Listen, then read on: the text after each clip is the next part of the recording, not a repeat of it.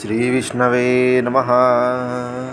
उद्यातकोटिदिवाकराभमनिशां शङ्खं गदां पङ्कजां चक्रां बिभ्रतमिन्दिरा वसुमती संशोभिपार्श्वद्वयां कोटिराङ्गदहारकुण्डलधरां पीताम्बरां कौस्तुभै दीप्तां श्रीधरं स्ववक्षशिलछि वसिन्हं भजे।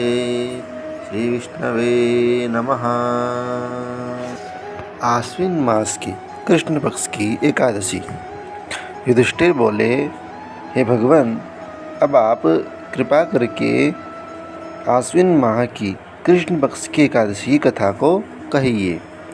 इस एकादशी का नाम क्या है तथा इस एकादशी के व्रत करने से कौन से फल मिलते हैं, यह सब समझाकर कहिए।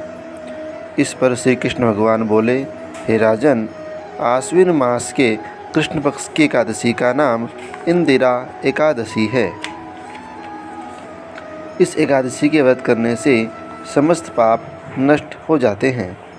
इस व्रत के करने से नरक में गए हुए पितरों का उद्धार हो जाता है। हे राजन, इस एकादशी की कथा के सुनने मात्र से ही वाजपेय यज्ञ का फल मिलता है। प्राचीन सतयुग में महिष्मती नाम की नगरी में इंद्रसेन नाम का एक प्रतापी राजा राज्य करता था। वह पुत्र पौत्र धन धान्य आदि से पूर्ण और सदैव शत्रुओं का नाश करने वाला था। एक समय जबकि राजा अपनी राजसभा में सुखपूर्वक बैठा था, महर्षि नारद आकाश मार्ग से उतरकर वहां आए। नारद जी को देखकर राजा आसन से उठा और अर्घ्य आदि से उनकी पूजा करके आसन दिया। महर्षि नारद बोले कि हे राजन, आपके राज्य में सब कुशल से तो हैं। मैं आपकी धर्मपरायणता देखकर अत्यंत प्रसन्न हूँ। तब राजा बोला, हे महर्षि, आपकी कृपा से मेरे राज्य में सब कुशल पूर्वक हैं तथा आपकी कृपा से मेरे समस्त यज्ञ कर्म आदि सफल हो गए हैं। हे देव, अब आपकी क्या आज्ञा है। इस पर नारद जी बोले, हे राजन, मुझे एक महान आश्चर्य हो रहा है कि एक समय जब मैं ब्रह्मलोक से यमलोक गया था, उस समय यमराज की सभा के मध्य में तुम्हारे पिता को बैठे देखा। तुम्हारे पिता महान ज्ञानी, दानी तथा धर्मात्मा थे। वह एकादशी के व्रत के बिगड़ जाने से यमलोक को गया है। तुम्हारे पिता ने मुझसे तुम्हारे लिए एक समाचार भेजा है कि आप मेरे पुत्र के पास जाएं। मेरे पुत्र का नाम इंद्रसेन है, जो कि महिष्मती नाम की नगरी में राज्य करता है।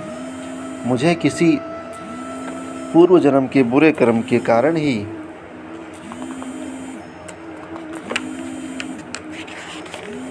यह लोक मिला है। यदि मेरा पुत्र इंद्रसेन आश्विन मास के कृष्ण पक्ष की इंदिरा एकादशी का व्रत करे और उस व्रत के फल को मुझे दे दे तो मेरी मुक्ति हो जाए। इस लोक से छूटकर स्वर्गलोक में वास करूं। जब राजा ने महर्षि नारद जी से पिता के ऐसे दुखपूर्ण वाक्यों को सुना तो उसे महान दुख हुआ और इंदिरा एकादशी के व्रत की विधि पूछने लगा कि हे नारद जी, अब आप मुझे इस एकादशी के व्रत की विधि बतलाइए। इस पर नारद जी बोले, हे राजन, आश्विन माह के कृष्ण पक्ष की दशमी के दिन प्रातःकाल श्रद्धा सहित स्नान करना चाहिए। इसके पश्चात दोपहर को भी स्नान करना चाहिए। उस समय जल से निकलकर श्रद्धापूर्वक पितरों का श्राद्ध करें और उस दिन एक समय भोजन करें। रात्रि को पृथ्वी पर शयन करें। इसके दूसरे दिन अर्थात एकादशी के दिन प्रातःकाल दातुन करें और स्नान करें। उसके पश्चात भक्तिपूर्वक व्रत को धारण करें और कहना चाहिए कि मैं आज निराहार रहूँगा और समस्त भोगों को त्याग दूँगा। इसके पश्चात कल भोजन करूँगा। हे भगवान, आप मेरी रक्षा करने वाले हैं। आप मेरे व्रत को संपूर्ण कराइए। इस प्रकार आचरण करके दोपहर को शालिग्राम जी की मूर्ति को स्थापित करें और उत्तम ब्राह्मण को बुलाकर भोजन कराएं और दक्षिणा दें।